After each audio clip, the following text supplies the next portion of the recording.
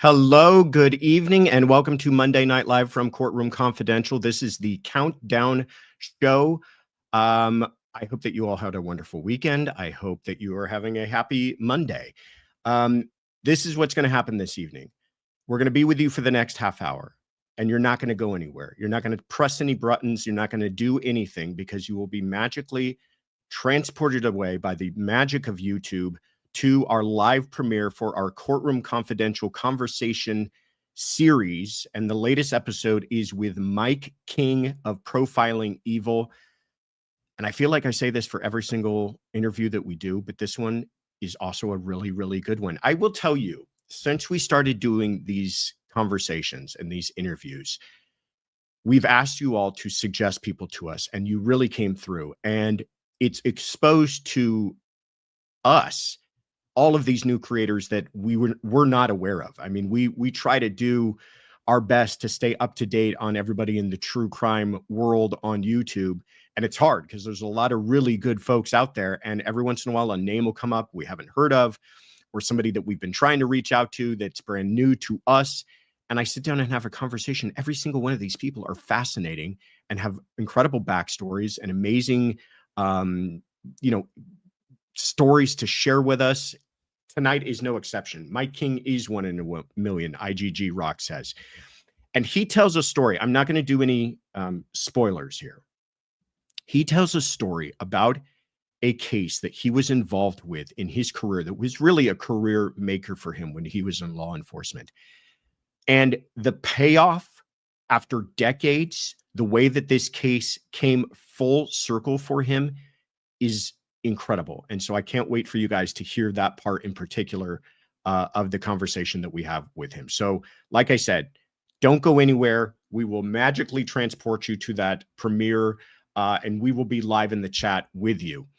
Thank you, everybody, for being here. Alicia K. Mayo, Shy Gal 8, who else? Laura Waldy, Scorpion, everybody, Redondo Beach, JC Broadway, all of these familiar names. Thank you so much for spending some time with us on a Monday.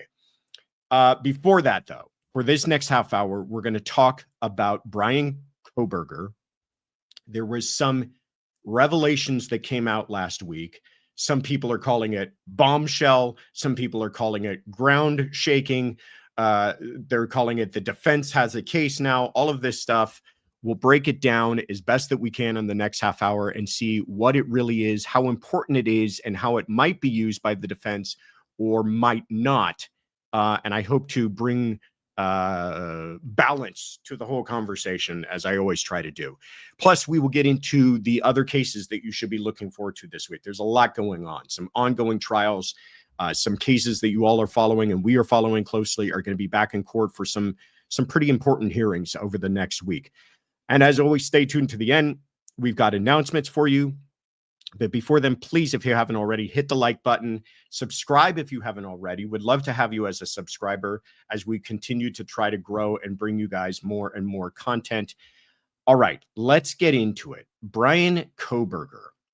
So it was revealed last week. There he is. There's the bushy-eyebrowed gentleman in question.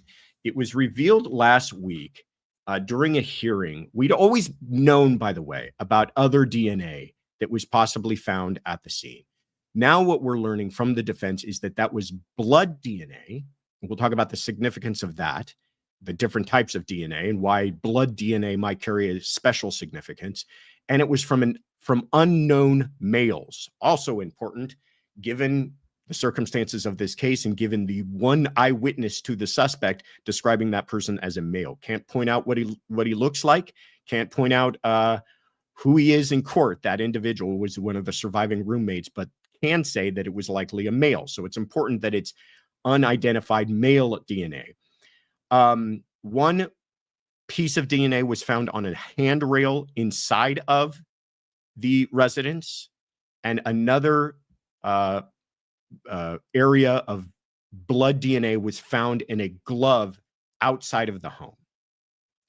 Some of the things we know about this is that neither one of those samples were submitted to CODIS.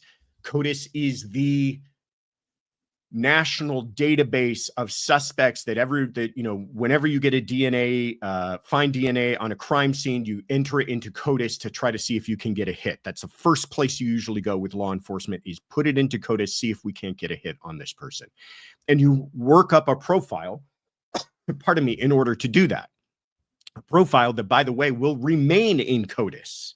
And that's important moving forward in our conversation, because it's not like you submit it and then CODIS gets rid of it. You submit it and it remains in CODIS, okay, for forever, because what you're hoping for is, if you don't have a hit off of your suspect, that it will remain in CODIS. If somebody else gets a hit off of someone, picks up a felon, picks up another case, now you know your cases are connected, because CODIS continues to grow and grow and grow. And all that we know is that it is male DNA. And in fact, I don't think that it's entirely clear if it's the same male.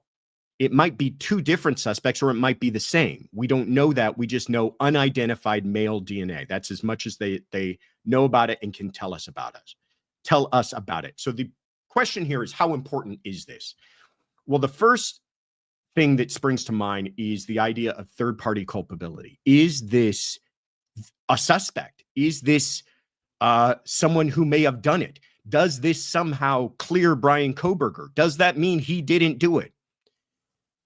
And as always, I think it's best to kind of pull back the reins, take a deep breath, and realize what this is actually saying. The idea that unidentified male DNA was found in that house does not necessarily exculpate Bryan Kohberger. It's not mutually exclusive that Bryan Kohberger would be involved in the murder. And I'll go as far as to even say maybe somebody else was involved in it. Now, I don't know if that's what this DNA is telling us, but let's say we can go as far as to promote the defense argument that this is in fact the suspect. Just because there was male DNA of another suspect found there does not necessarily mean Bryan Kohberger can be excluded from this case. And the judge essentially said as much. This is a quote from the judge, and I'm really beginning to like this judge, Judge Hippler. And he says, there may be, as you say, other people that creates concerns or issues about that need to be investigated further, meaning this other DNA. But I'm not sure that that diminishes the probable cause for Bryan Kohberger if his DNA is found on a knife sheath found on or near the victim, who was stabbed with said alleged knife that would have been in said alleged sheath. So he puts it about as clearly as you can put it, that, listen, yeah, you got it on a handrail. Yeah, you got it on outside in a glove, but they're also saying that your client has his DNA on a knife sheath found underneath one of the victims, and we believe these victims were stabbed by a knife. Isn't that something that still kind of causes concern and suspicion towards your client? Okay. Does it matter, though, that this is blood rather than what was found on the knife sheath is touch DNA? That's an interesting question to consider. Plenty of people, first of all, have been in that house. So the fact that there is other DNA found in that house is not going to immediately ring a bunch of alarm bells. But what about the idea that this was blood DNA? May there be some extra significance to that? And you could, from the defense perspective, argue, yeah, there should be, because though there may have been other people in that house, what other people may have caused to be bleeding in that home? And a knife attack, notoriously, and we know this from just investigations, oftentimes the attacker is wounded during a knife attack, because knives become bloody, they become slippery, they are hard to handle, they are very sharp. Oftentimes the attacker will also be cut by a knife and leave behind not just touch DNA, but also perhaps blood DNA. So there may be an extra significance to that. And so I understand why the defense is not just pointing out, hey, there was somebody's fingerprint on a coffee mug inside of the home, but there's actual blood DNA. That should raise some suspicion in the eyes of investigators, and certainly in the eyes of jurors, is what they're going to argue. So anyone is a suspect. Shell says anyone who is a suspect and gives DNA is in CODIS forever, regardless if they are cleared.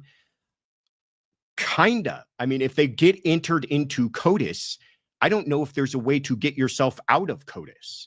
But this is the whole point, and we're going to get into this, Shell, who actually gets into CODIS. And that's a great segue, Shell. You must have seen my notes ahead of time.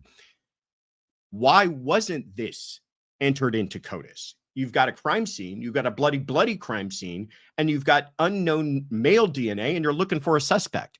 Why wasn't this entered into CODIS? Well, to Shell's question, these are the victims, by the way, and I am remiss if I don't talk about their names every time we talk about this case, but this is Ethan Chapin, 20 years old, Kaylee Gonzalez, 21 years old, Madison Mogan, 21 years old, and Zaina Kernodle, who was 20 years old. Beautiful young people at the beginning of their very, very bright futures, and they had their lives cut short in a very brutal way. Why wouldn't this DNA at this crime scene, unknown suspect, still at large, brutal murders, be entered into CODIS? We don't want, to Shell's point, CODIS filled with a bunch of innocent, uninvolved individuals. Okay, that's not the purpose of CODIS. If every single piece of genetic evidence found at a crime scene was allowed to be entered into CODIS, it would overwhelm the system, and quite frankly, it would affect the privacy of a lot of people who don't belong to be in that system. So there must be some connection to the murders beyond the DNA material just being recovered at the scene. What do you mean by that, Ritter? Well, here's a great example. There's a big difference, wouldn't you agree, in DNA being found on the handrail as opposed to DNA being found on the knife sheath, as pointed out by the judge. This is a stabbing by the alleged knife that went into that alleged sheath. And so if you found DNA on that knife sheath, that's a pretty good bet that that is the person involved in the murders. And that's why that genetic material for Bryan Kohberger is a part of CODIS and not these other individuals, and why it didn't, according to prosecutors, meet the criteria to even run those DNA profiles through CODIS. So we don't know who these DNA materials belong to.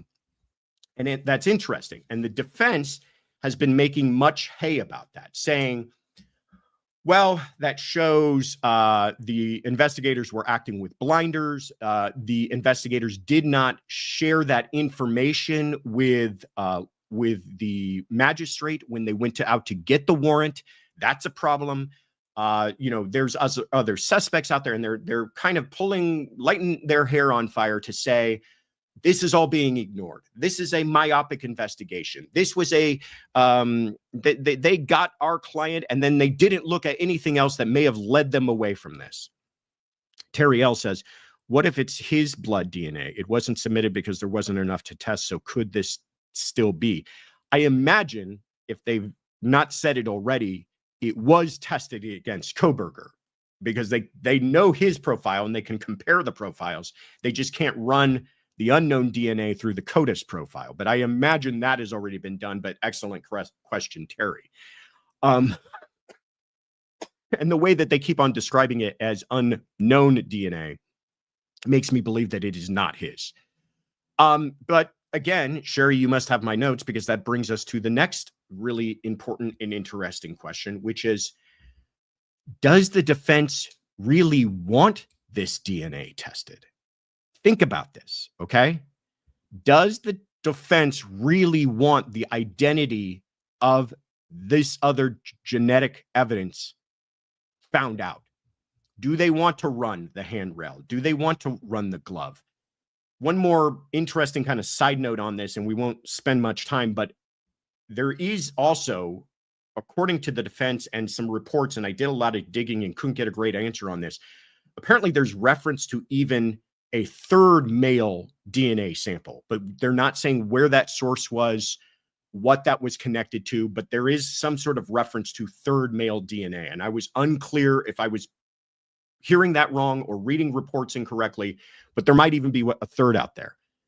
Do they really want this tested? And your first inclination and response might be, yes, they do. They want that other suspect made known. And why didn't the police go out and pursue this person? But think about it. What if it comes back to somebody with a rock solid alibi? What if it comes back to a friend or family member with no motivation and no reason to kill these people who happen to be out of town during the times of these murders? What if it doesn't help them? Then they can't use it at all, right? Now it's no longer exculpatory evidence. Now it just is irrelevant evidence, and clearly irrelevant, and they've exposed that ahead of time.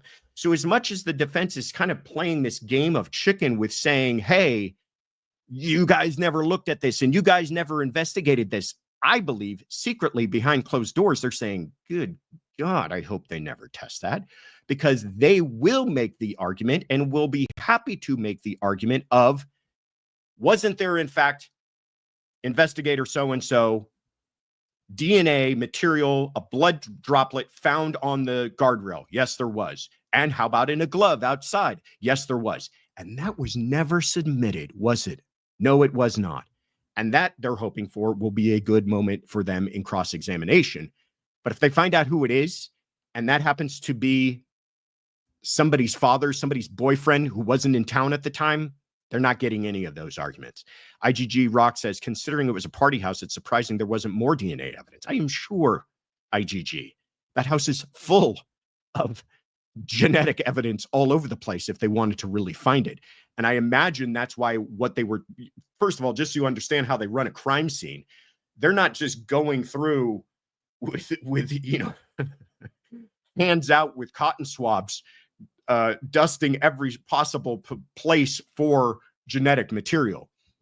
They are, as they do with fingerprints, you are dusting areas where you feel it might be important. You're going to dust the knife sheath. You're going to dust perhaps the doorknobs, you know, to get in and out of the house, places where you feel it might be important to know where somebody touched. Same with genetic material. And that's probably why these pieces were actually tested to realize that they were unknown male DNA, is that it's blood. You find a piece of blood on a handrail, you're going to mark that as evidence, and you're likely going to test that. You find a glove outside, you're likely going to test that, right? I mean, just think about it. Early on, they didn't know who was involved. They're looking for anything that might be clues. Well, these things, I believe, just were non-clues. It's evidence, but did it lead them towards their suspect? Ultimately, no. JC Broadway says, did they ever try to get DNA from males that frequented the house, or at least those that came forward or that they could round up? I don't know the answer to that question, but oftentimes what they will do is, when they're trying to determine, you know, in a situation like the knife sheath, okay, which is a perfect example, I imagine they are wanting to, before they realize who that belonged to, exclude others. And that's probably a step that they took that we don't know about yet. While they were submitting this famously to the FBI, who then took it onto these websites, that has then caused all this kerfuffle about privacy and whether or not they tracked down his family tree inappropriately or illegally.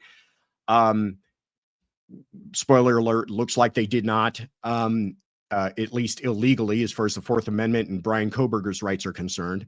But I'm sure they tried to do exclusion stuff. I'm sure they, you know, I mean, one of the people killed was a male. They wanted to make sure that Ethan wasn't the person who left the blood, or the person whose DNA was found on the knife sheath. They probably wanted to exclude all possible people who would have been in that home, both as a suspect and as to exclude them if they felt like that would not be helpful to their investigation. Okay.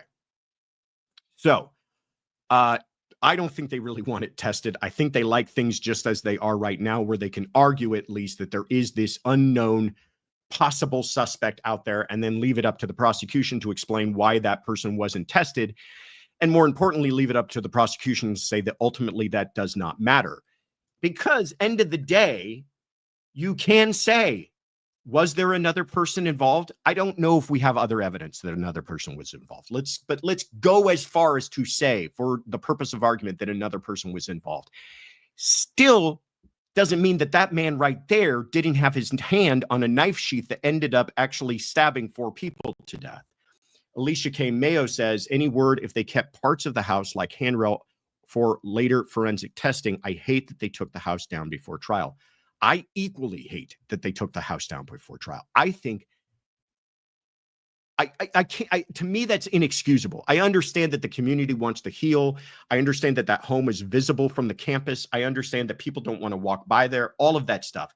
This is one of the most impactful cases on that community, perhaps ever. Don't create problems where you don't have them. Is the defense going to make a problem out of that later on? Perhaps. Are they going to highlight that they weren't given the opportunity to go back? Think about that same line of cross-examination I said. You didn't test that DNA. And in fact, isn't it true, detective, that we can't go back and test for further DNA because the home is no longer there? The home was destroyed. These are the problems created by that. I can't understand why they did that, but my understanding is that they did collect as much what they feel is important evidence from that home before the home was destroyed. Okay. Finally, let's get to this idea of, was it a problem? Oh, Jody's got a question. What are your thoughts about the guilt of Bryan Kohberger with the evidence that we've heard so far? Listen, I'll put it to you this way. You've got a knife attack. You've got a knife sheath that was found under one of the killed victims. On that knife sheath is DNA material. That DNA happens to match with a gentleman who's got no rock solid alibi other than he was observing the stars in the middle of November on a wintry night in Idaho with a car that doesn't have a moonroof. You've got a gentleman who studied criminology and apparently had an obsession with killers. I mean, you a gentleman who happened to live 9 miles away. It's just like, listen, the centerpiece of this entire case is that DNA, and the fact that the person whose DNA was found there cannot present a really good explanation for how his DNA ended up there, either innocently or accidentally. And he just happened, did this guy work at the knife sheath factory? That might be an issue. But putting all of those things aside, where else are we supposed to go with this? What else are we supposed to do with this? He hasn't confessed. There's no eyewitness. I realize all of that. There's going to be arguments the defense is going to make, but the defense knows as well as you and I and everybody else, unless they have an innocent explanation for how his DNA ended up on that knife sheath, they've got to get it kicked out somehow. And that's why you see them making all these motions. All right. Is there a problem that this was not disclosed to the magistrate judge to secure the warrant against Kohberger? Again, the fact that his DNA was there does not affect the fact that there was other DNA there does not affect the probable cause against Bryan Kohberger. And again, Judge Hippler, coming hot with the quote, says, how does that, even if disclosed, meaning that other genetic material, preclude a finding of probable cause when there's DNA match between the DNA on the sheath and Mr. Kohberger? Isn't that probable cause every day and twice on Sunday? Yes, it is, sir. I would agree with that. It does not present problems. Just because, remember, presentation of probable cause to a magistrate is not trial.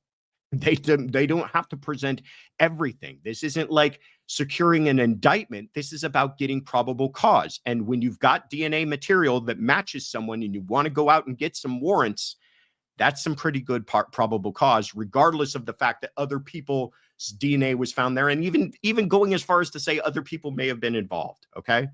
So will they get this Franks hearing? The judge has not decided on this yet. A Franks hearing is whether or not the police intentionally made misrepresentations in their affidavit for the warrant. I don't think it's going to go that far. I would be surprised if the judge gave them even a hearing on it. But if they do have a hearing on it, I really don't think it's getting much farther. Here's the better argument, though, to me, that the defense should be making, and maybe they've made, but I've not heard a whole bunch about, and maybe they're going to save this for trial. And I want to hear what you guys think about this. That was a bloody crime scene. You stab 4 people, and not to get entirely graphic about this, but stabbings are bloody. Multiple stabbings leave blood everywhere. Killing 4 people is going to essentially shower you in genetic material, not just from yourself, but from the victims, if you can follow what I'm saying here. So he would, I would expect, and I think it could be argued, be covered in their blood. Not dripping, not soaked, but have enough genetic material on him that it could be located later. The fact that a search of his apartment revealed no genetic material relating him to those victims, none of their blood, no dog hairs, there was a dog in the home, no other type of evidence, carpet fibers, whatever else, linking to him to that home found in his apartment. Nothing found in his vehicle. They searched his steering wheel, his gear shift, his key fob, nothing. That, to me, is a much stronger argument for the defense. Now, does that explain away the knife sheath? Sure, no.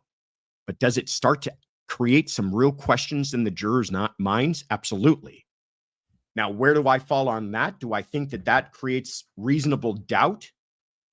No, I don't. And I go back to something that I learned from a very, very smart forensic pathologist that I worked with. In fact, worked with on the Phil Spector case many, many, many moons ago, who said the absence of evidence is not evidence of absence. What does that mean?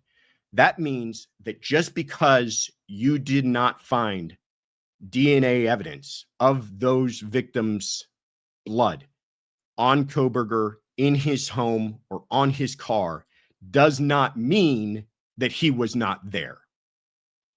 But the defense can certainly try to make those arguments. And those are probably some of the strongest arguments they can make. The absence of evidence, meaning the lack of DNA, does not mean evidence of absence, meaning evidence that he was not there or that he was never had DNA from them on him. He could have cleaned his clothes. He could have ditched his clothes. He could have cleaned his car. They could have just missed it, by the way. It could be in that car and they just missed it. It could be in that apartment and they just missed it. The absence of evidence is not evidence of absence. But I think they'll still make their argument. We got a couple minutes left. With that, I will remind you that we have deliberation starting tomorrow in ASAP Rocky case. We have the state resting in Zachary Hughes. That case, the defense will begin tomorrow. The big question is, will he testify? Monica Sementilli, who killed her husband, is continuing. That case could take a while. In court next week, we've got Karen Reed. Tomorrow, she's back in court with a motion to dismiss. Jeffrey Ferguson, a case a lot of you don't follow, but we've been following on our channel, as an Orange County judge who shot his wife. Jury selection begins for that tomorrow. Billy Wagner on Wednesday will have a pretrial hearing. Robert Crimo, this is the 4th of July Day parade in Chicago. His trial is set to begin next week. Luigi Mangione will be in court on Friday for his New York State case. And Kouri Richins will be in court on Friday to discuss jury questionnaires and other items before her trial coming up. Okay, finally, if you did not join us on Sunday Fun Day, boy, did you guys miss out. Everybody who was here that watched it and enjoyed it, please let everybody else know in the chat how much fun it was. I had a blast. The entire show nearly was viewer or voice messages. If you want to leave us some voice message, this is where you need to go. The Courtroom Confidential. Click the send us a voice message, and we answered questions and jumped all over the place. We were talking about the ASAP lawyers fighting with each other. We were talking about Megan Boswell. We talked about Charlie Manson and Sharon Tate. We got way back into the archives, and we had musical entertainment. So Sunday Fun Day, in my view, was a complete blast. Check it out. This Wednesday Night Live, we will have Gigi from Pretty Lies and Alibis will be on as a guest to talk about the Zachary Hughes case. And don't forget that Saturday, is now our new Friday. Our weekly roundup will now be released on Saturdays, and we hope that you guys all check it out. But don't touch a button. Don't go anywhere. Sit on your hands. The live premiere is coming up next.